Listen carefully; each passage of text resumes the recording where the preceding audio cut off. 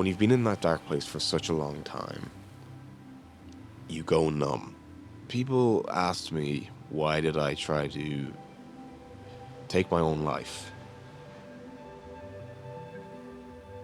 Hearing about everyone was kind of scared to go into my room in case, I'm just not there, anymore. It's just a body. I was kind of, fuck, that's fucked. I felt guilty in a way, but I also had to remind myself that's not you anymore. You don't need to feel guilty, They forgive you, and I forgive myself for everything. When I first figured out I had dyspraxia, I was diagnosed at 9 years old. I wasn't good at writing. My hand got tired so quickly. I still can't tie my shoelaces sometimes, but back then I literally couldn't do it at all. And if you tried, I'd be like, no, and just throw them away. Cian was my third child, and from, I'd say, about the age of 2, I could see that he wasn't reaching milestones that the other 2 had reached. It was when he got to 2nd class, a new teacher came into the school. And she says, I see that you're concerned with different things. And she said, have you ever heard of dyspraxia? Dyspraxia affects my drum playing in ways that I have to work 2 times harder than the usual musician, as drums requires a lot of coordination, as you have to play with your feet and hands at the exact same time, and maybe in different patterns as well. So maybe your hands are going a little bit slower than your feet. I first started playing the drums when I was 14 years old.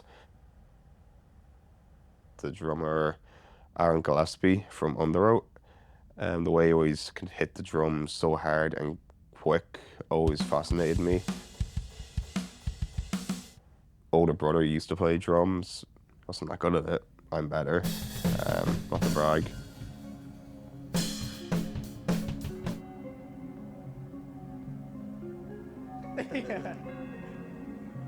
Well, growing up, firstly, it was like trying to survive, trying to get the absolute wedgies of doom. Yeah, there was a bit of I guess, Big Brother hazing there. Yeah. Recordings and everything. Recordings, we were both into wrestling.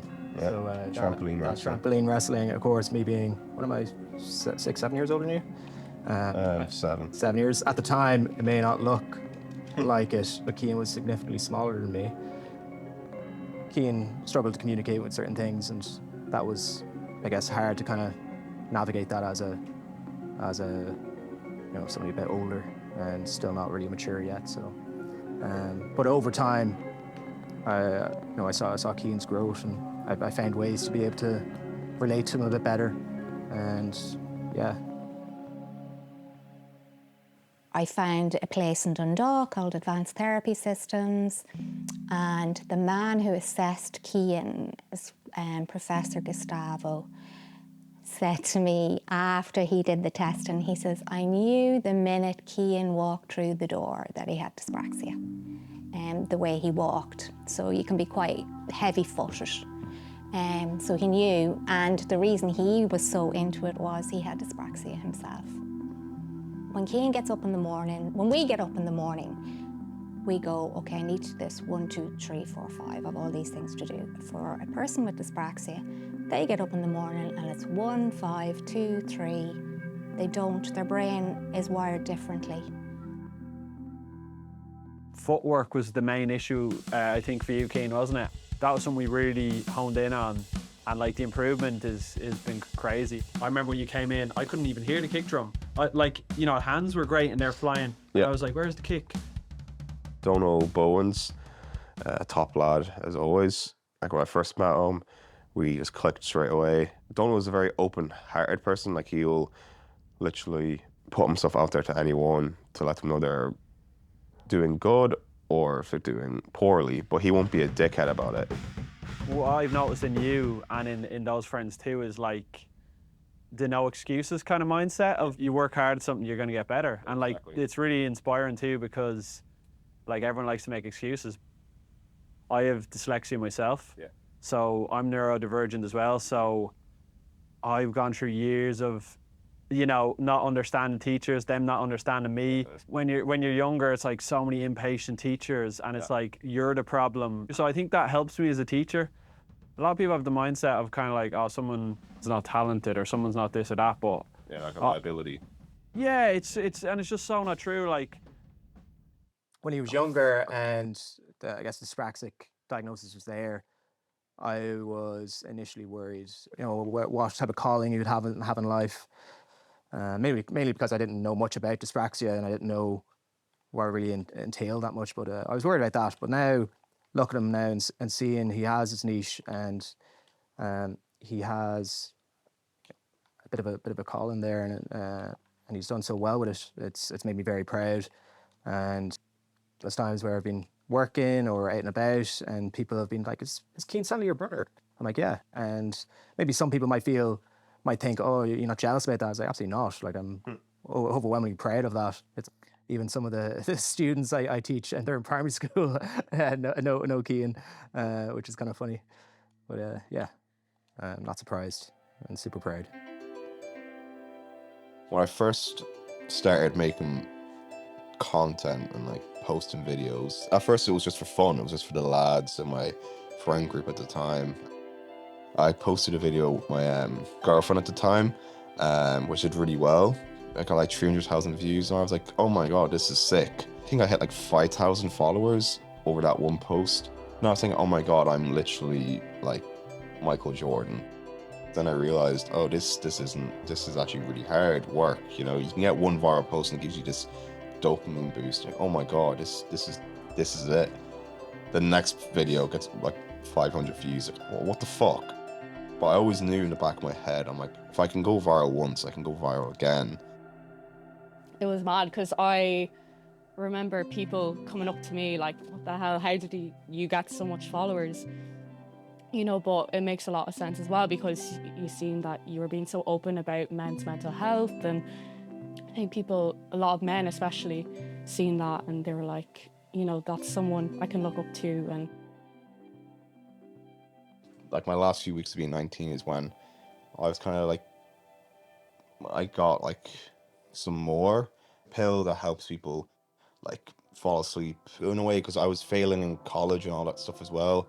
Until I kind of escape from that, I would just like, you know, take one a day. But there were side effects, like there are risks what comes with it as well, which leads to like suicidal thoughts and all that. Like my family would always be like, what's he doing always up in his room? You know, like I'd never come down, but it's because I'm just in my room just trying to just stay awake or just like conked out. Because of doing that, it led me to having insomnia, where I wouldn't be able to sleep for like days. So it was a party at my place, and I was drinking a bunch of, you know, beer, vodka, you know, all the alcohol. It felt like I was dead in a way, just sitting in that chair. My soul in a way was thinking, do I deserve to go, you know, up to heaven or down into hell? I went and got some more pills and popped them away, like quite a few. Then there's a photo of me, and I think I have like a swimming cap on. My eyeballs are just gone.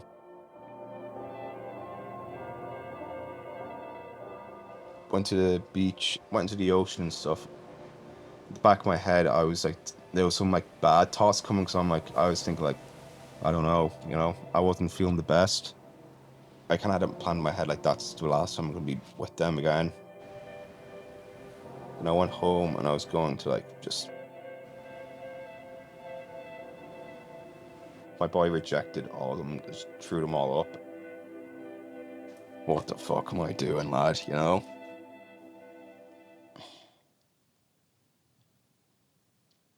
You need a minute, man? Yeah, it's gonna be like a second or so. Yeah, it's okay. Cut there.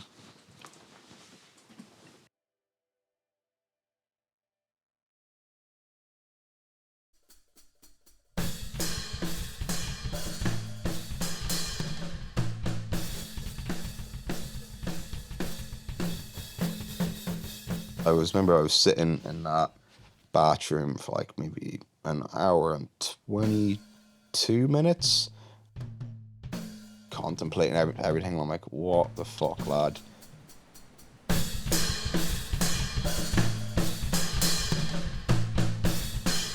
I don't want to be this person who just relies on pills and anything that can distract me from achieving my goals and being a better person.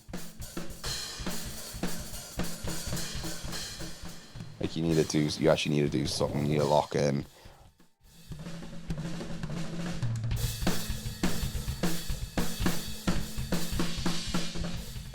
I got all my pills and I fucked them down the toilet and flushed them away.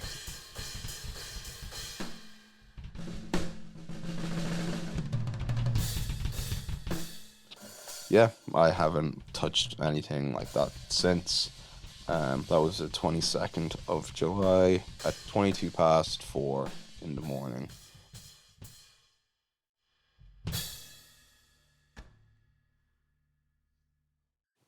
Yeah, it was a tough time for me because he wouldn't come. He wouldn't come downstairs. He wouldn't come out of his room. He won't come into me and talk to me about stuff. I don't know. It's the fact that I nearly lost him as well.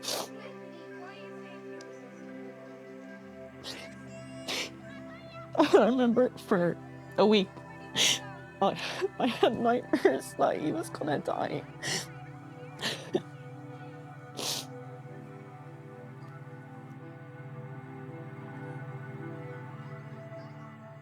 I think it was maybe May time.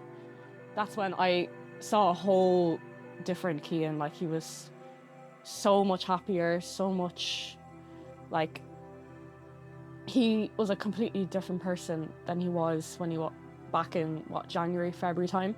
Even just in that space amount of month, just talking about it, that's, like, just talking and communicating to someone helps immensely with, you know, these type of stuff, you know. I feel like you could tell he was a lot lower when the first interaction, when we trained over in the other gym, you could tell by him that something wasn't right. But now it's just like he comes in with a smile, he's just always in a great mood, and it's good to see that kind of growth, especially like just through everything. I didn't go in on him, but I kind of did go in on him. More so like a constructive criticism, like, listen, you need to cop the fuck on. Like, I know that you've been through some shit, but this is the way that we can turn that shit around and just improve, really. Like in primary school, we were like buddy, and then obviously secondary school comes around, everyone goes to different schools and you just get caught up with the people that are in school. Yeah. But ever since we just started reconnecting again and making content, training together. Also, he's very funny. People don't see the funny side of it. Like when we're filming a skit or something, it's like, it takes us at least 5 takes every time because we're just pissing ourselves laughing. But I think online that's not shown as much as it should be. The funny side of him kind of. And yeah, just all around, just a great fucking guy. My community's a very cool and real community. Yeah, creating communities just kind of happens and people just be like, I really like your stuff. The creator doesn't create the community, it's the people who watch your videos. I started to notice a lot of people were commenting like real on my videos. I made some video and I just said the word real. I think it has like over like 5,000, maybe 10,000 comments of just real. I was like, what the fuck, lad? What is this? Then people just spammed it on my kind of stuff, and I saw that, and if people came to me for advice on my videos and whatnot, I'm like, here, you need to do this, you know? No bullshit. Someone's being a twat. I'm like, you're being a twat, go do this. Like, I want to look out for people in the world. You know, I want the world to be a better place, a positive impact. When I checked my phone one day and I saw I was logged out of everything and my account was hacked, it had a real negative impact on my mental well-being. As TikTok was the only thing that kept me going in life, I felt like that was my only purpose. the only way for me to stop that is by ending it on my own terms.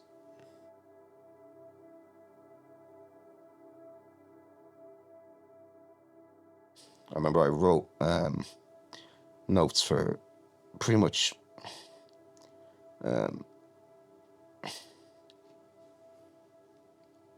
like for everyone in my life and that, and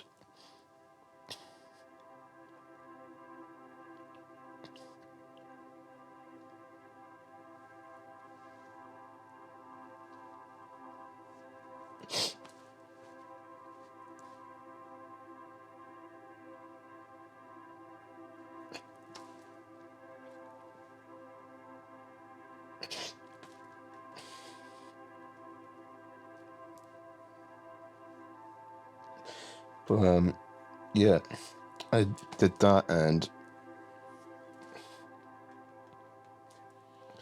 like, it wasn't it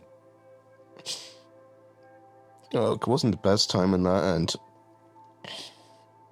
like I remember I went down to grandparents and that, and was like, fuck, and then I got a message then from like an old friend from just being like, what the fuck's up with you? And we know what was happening, but I think they understood something wasn't right, so they kind of just talked to me like, oh, let's do a presentation or whatever for one of our classes. And I was like, that is okay, in a way. It was the reason why I kind of still stayed was because like I have to do this fucking presentation about the Green Inferno, Yeah, I haven't looked back at that place since, and that's when I kind of realized I need to better myself in a lot of areas. I got a tattoo to remind myself never to get back to that state of mind. Pressing goodbye to that chapter in my life is turned me into a very much happier and realer person. And by realer, I mean I actually feel like a human for once, not just some depressed robot who just stays in their room all day. Guy who's on pills, was depressed with his life. Maybe that was him. Maybe it's me now, who's striving for happiness and self-improvement. Maybe he's the guy everyone thinks my family thinks I am. But to be honest, it's something I struggle with today, trying to figure out who I am. I don't know who I am, to be honest, yet. I don't. Maybe I'll never find out. But I know one thing is, I'm going to keep on self-improving and working on myself until the day comes that maybe I do realize, yeah, I think this is the real Cian Stanley.